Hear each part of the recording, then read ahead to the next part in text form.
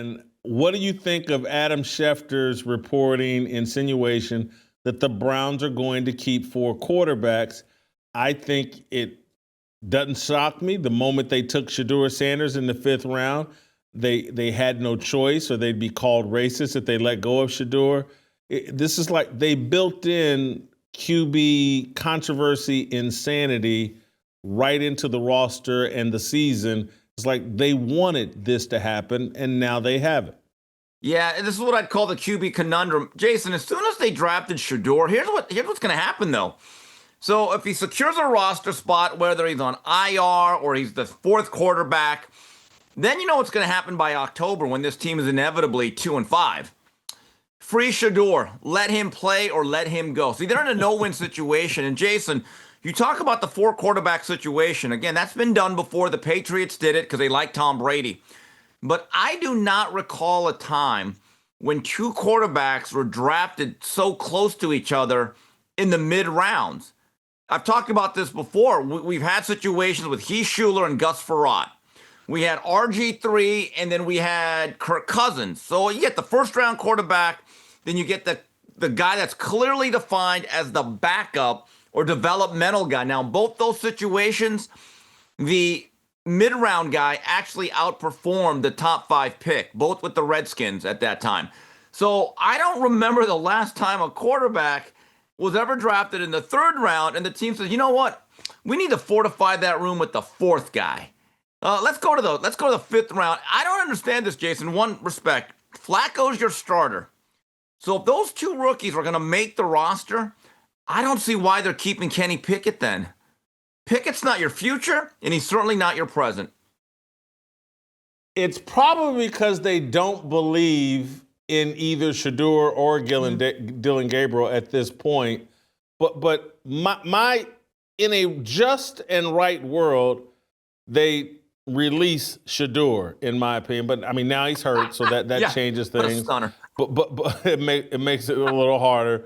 But in your mind, the smart move would be just release Kenny Pickett. Right, because this would appease everybody. And look, Dillon Gabriel played well. I believe that his upside is a long-time career backup that'll bank a lot of money. Think Chase Daniels, Charlie Batch. I think that's a very good living. You get to be around football. It beats being in a cubicle. And get this, Jason, the best fringe benefit. At age 45, you could still walk. It's a good job. It really is. It beats selling insurance. But the other thing is, this is the reality, and why I might just say, you know what, Kenny? You're good enough to be one of the 64 quarterbacks in the league, but there's no future with us. Let's roll the dice and see what we have in the 2 young kids, because this is, I think, in the back of everybody's mind. I don't know if it's the elephant in the room. There is a chance that the future Browns quarterback is actually playing this autumn on Saturday afternoons. Probably a damn good chance of that. I want to. Danny Cannell is someone that I respect a lot.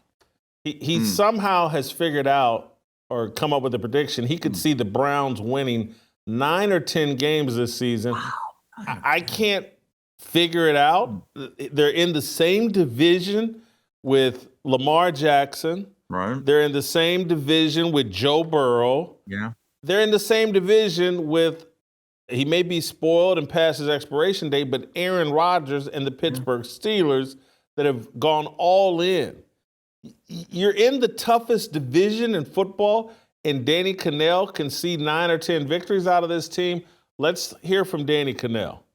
What is the expectation now that the Browns have? How many games are we looking at that you could see them potentially going out there and winning? I think they could be a 9 or a 10 win team. I mean, and I do like the makeup of this team. I think the style of play of what they want to do offensively suits Joe Flacco well. I think it's one of the reasons that Shedeur excelled in the preseason, because it's more of a play action, pocket passer type of system, which I think fits Flacco to a T. I know they've got to figure out Quinshon Judkins and some of the issues that are going on with him, but I really like Dylan Sampson, their pick that they took a little bit later to possibly step in and fill a void in the backfield for them. So, and then we got to think about what they did this offseason too with Myles Garrett, paying him. Their defense, I think, is going to be one of the things for them to hang their hat on. Mason Graham, one of the rookie first-round picks that they brought in there, is a player that potentially could wreak some havoc. So I think it is more of a traditional offensive style where you're taking some play-action shots down the field, trying to run the football, and playing really good, aggressive defense.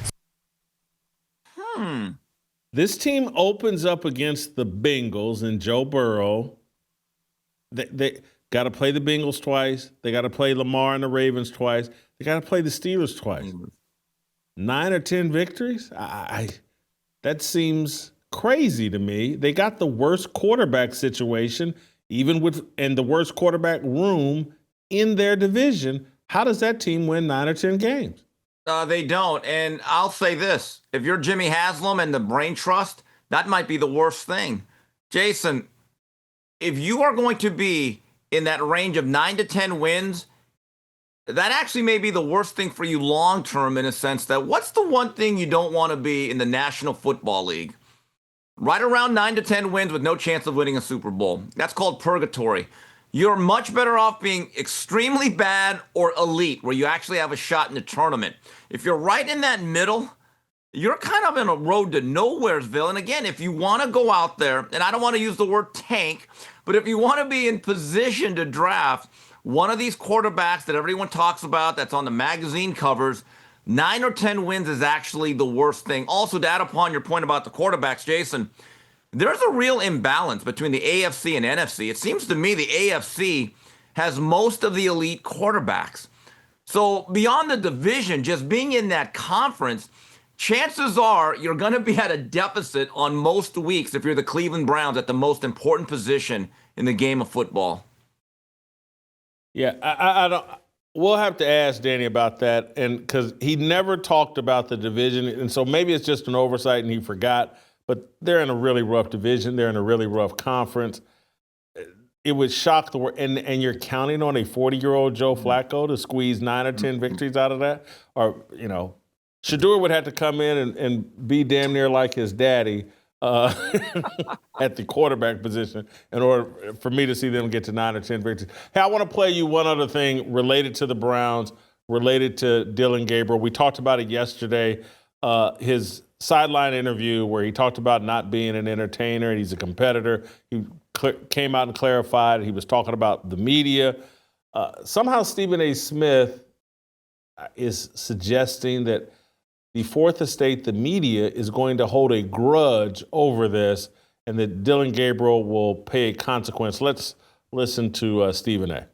It was a stupid, idiotic, immature comment because clearly you were feeling the heat because a lot of people was talking about how Shedeur should be QB number 2. But I know he was not talking about Shedeur Sanders. He was talking about the media. Here's the problem. You've now heightened the level of scrutiny coming your way because the media, including myself, heard what you said. So in other words, it's entertainment. It's not competition, really. So when you go out there and you compete like trash, because you will have days when you look like that, we're going to remember those comments. And we're going to remember the shot that you took at the Fourth Estate, which is the media institution. Whether we like to or not, some of us will be kind, like myself, because we don't want to do that to you. Others will be merciless. But in the end, no one will be wrong because who instigated that fury against you? It would be you. Very, very idiotic and stupid for you to say what you said. That seems way over the top. What do they say about only the hit dog barks? And so, whatever Dillon Gabriel said must have just struck Stephen A. really wrong. Your reaction to Stephen A.'s comments here? I never thought for one second, and I guess I am a member of the media, that when that happened, I don't know, Jason.